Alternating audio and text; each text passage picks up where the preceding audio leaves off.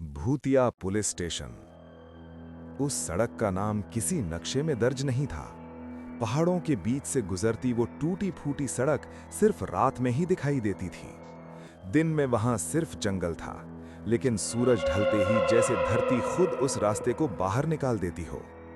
उसी रास्ते के आखिरी मोड़ पर खड़ा था भूतिया पुलिस स्टेशन। स्थानीय लोग उस इलाके का नाम लेने से भी डरते थे। वहां मत जाना साहब, वहां पुलिस नहीं, सिर्फ आत्माएं ड्यूटी करती हैं। लेकिन इंस्पेक्टर अर्जुन रावत को डर से कोई मतलब नहीं था। उसे तो बस ट्रांसफर ऑर्डर मिला था। तुरंत प्रभाव से भूतिया पुलिस स्टेशन में कार्यभार संभाले। पहली रात के लगभग 11:30 बजे जीप ने अर्जुन को स्टेशन के सामने उतारा। ड्राइवर ने इंजन बंद भी नहीं किया।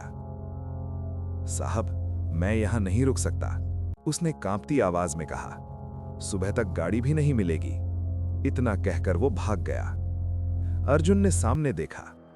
पुलिस स्टेशन की इमारत बहुत पुरानी थी। दीवारों पर सीलन, खिड़कियों पर जंग लगे सरिये और मुख्य दरवाजे के ऊपर आधा टूटा हुआ बोर्ड, भूतिया थाना। अंदर से हल्की पीली रोशनी आ रही थी। कोई तो होगा, अर्जुन ने खुद से कहा और अंदर कदम रखा। अजीब स्वागत। अंदर घुसते ही घंटी अपने आप बज गई। Tin tin. डेस्क के पीछे एक सिपाही बैठा था, सिर झुका हुआ। कांस्टेबल, अर्जुन ने आवाज दी। कोई जवाब नहीं। वो आगे बढ़ा। सिपाही ने धीरे धीरे सिर उठाया। उसका चेहरा नीला पड़ा हुआ था, आंखें पूरी तरह सफेद और गर्दन एक अजीब कोण पर मुड़ी हुई। अर्जुन पीछे हट गया। उसी पल वो सिपाही जोर से हंसा, एक ठंडी बेजान हंसी।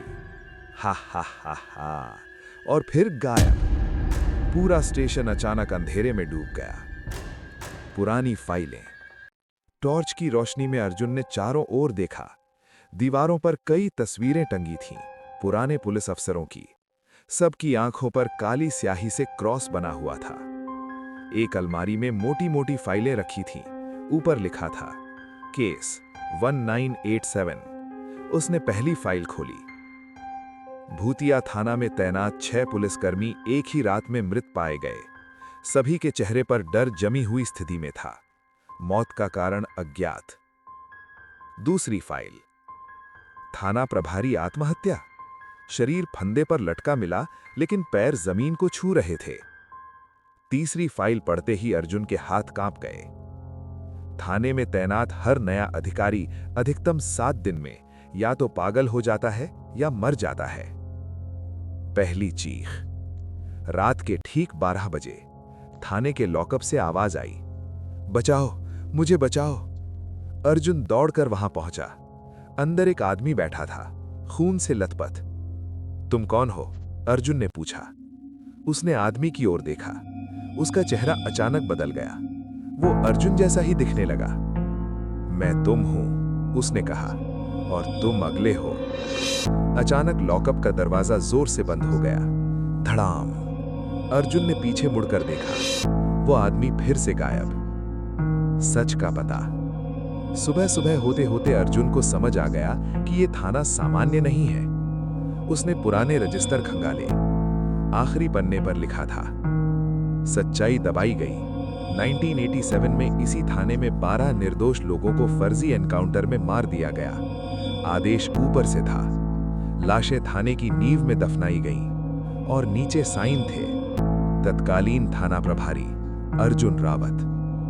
अर्जुन के पैरों तले जमीन खिसक गई। लेकिन मैं तो तब पैदा भी नहीं हुआ था। तभी आईने में उसने खुद को देखा। आईने में उसका चेहरा धीरे धीरे बूढ़ा हो रहा था। शाम ढलते ही पूरा थाना आवाजों से भर गया। बूटों की आवाज, सीटी, आदेश, चीखें। दीवारों से खून रिसने लगा।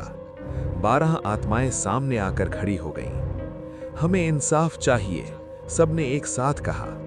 हम निर्दोष थे। अर्जुन घुटनों पर बैठ गया। मैंने कुछ नहीं किया, वो चिल्लाया। तभी एक आत्मा आगे बढ़ी। हर बार तुम आते हो, उसने कहा।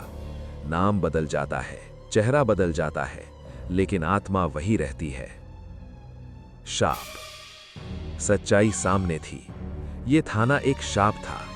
जो भी यहाँ इंचार्ज बनता वो उसी भ्रष्ट अधिकारी का पुनर्जन्म होता जिसने निर्दोषों को मारा था। आत्माएं उसे चैन से मरने नहीं देती थीं। हर बार वही कहानी, 7 दिन और फिर मौत। आखिरी रात। 7वीं रात। अर्जुन ने खुद को गोली मारने की कोशिश की। क्लिक। बंदूक नहीं चली।